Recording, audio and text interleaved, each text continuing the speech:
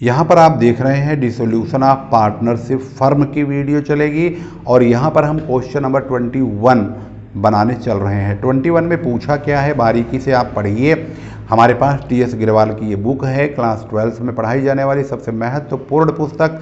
और अब इसकी वीडियो ऑलरेडी आपके पास, इसका क्वेश्चन नंबर 20 तो पहुँच ही चुका है, 19 भी पहुँच चुका है, 21 बनाने चल रहे हैं। Question number 21, A, B and C were partners sharing profit and losses in the ratio of 2:1.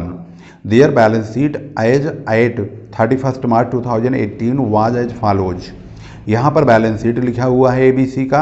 इनकी ये कैपिटल है, क्रेडिटर है और बैंक में पैसा है, डेटर्स है, प्रोविजन भी है, स्टॉक है, फिक्स एसेट्स है। अब हम सबसे पहले क्वेश्चन में ये देखेंगे कि इन्होंने पूछा क्या है। On the above date they dissolve the firm and following amounts were realised.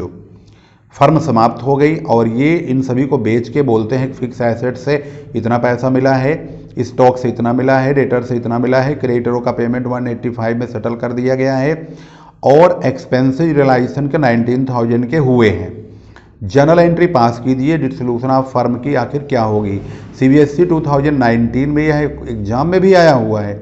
मजे की बात देखो इसको। तो सबसे पहले हम रियलाइजेशन अकाउंट में किस प्रकार से ट्रांसफ़र करेंगे इन तमाम अमाउंट्स को, वह आप देखिए।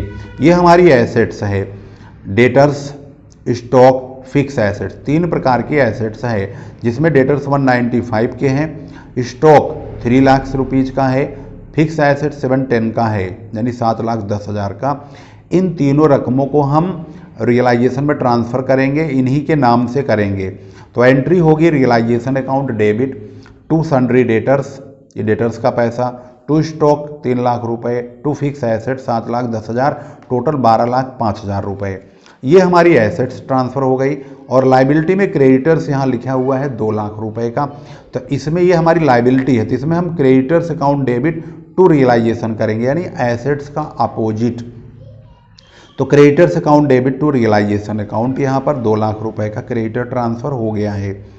इसके बाद क्वेश्चन में कहा है ये सारी एसेट्स को बेच दिया गया है, 1, 2, 3, इन तीनों का जब टोटल करेंगे तो जो अमाउंट हमें प्राप्त होगा वही 11,49,000 यानी 11 लाख रुपीज़ और 49,000 हमें प्राप्त होगा इन तीनों को बेचकर। यानी सन्ड्री एसेट्स हमारी ये तीनों हैं, इन तीनों का टोटल सन्ड्री एसेट्स के नाम से लिखेंगे और इनका टोटल 11,49,000 रुपये ले लेंगे।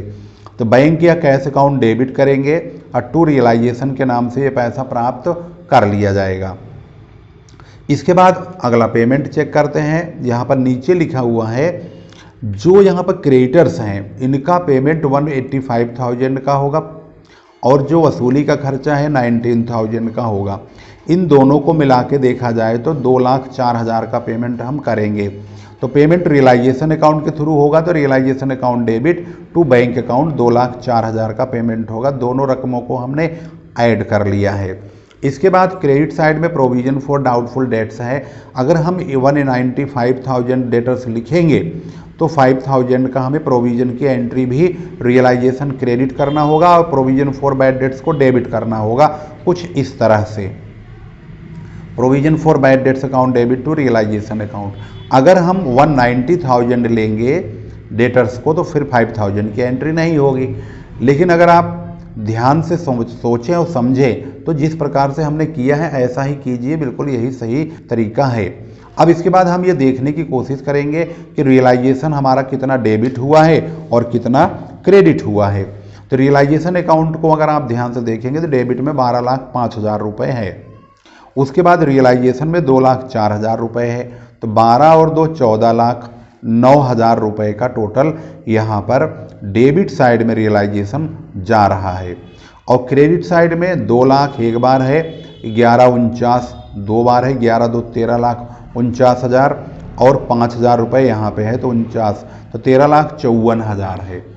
12,09,000 और 13,54,000 दोनों का जो डिफरेंस है वो 55,000 का होता है। तो 55,000 का इनको जो है यहाँ पर ध्यान से देखेंगे तो घाटा हो चुका है, क्योंकि डेबिट साइड का अमाउंट कहीं ज़्यादा है।